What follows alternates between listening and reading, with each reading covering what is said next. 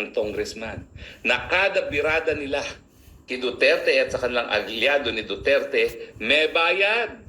At ang usapan nga doon sa narinig ng source ko, nakuha mo ba yun sa'yo? Magkano ba yun sa'yo? Depende sa banat, yun ang makukuha mo.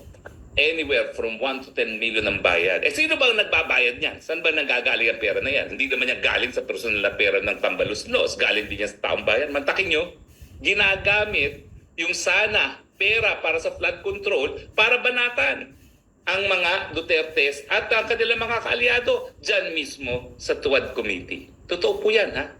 Meron po talaga akong nakarinig sa kanilang pag-uusap habang sila'y nasa banyo. Di nila alam na may tao dun sa cubicle na nakikinig. O sa takdang panahon, ilalabas po natin yan. At meron akong source na napakinggan talaga ang dalawang miyembro ng congressman na kada birada nila kay Duterte at sa kanilang aliado ni Duterte, may bayad. At ang usapan nga doon sa narinig ng source ko, nakuha mo ba yun sa'yo? Magkano ba yun sa'yo? Depende sa banat, yun ang makukuha mo. Anywhere from 1 to 10 million ang bayad. Sino bang nagbabayad niyan? Saan ba nanggagaling ang pera na yan? Hindi naman yan galing sa personal na pera ng Tambaluslos. Galing din yan sa taong bayan. Mantakin nyo, ginagamit yung sana pera para sa flood control para banatan ang mga Dutertes at ang kanilang mga kaalyado dyan mismo sa Tuwad Committee. Totoo po yan, ha?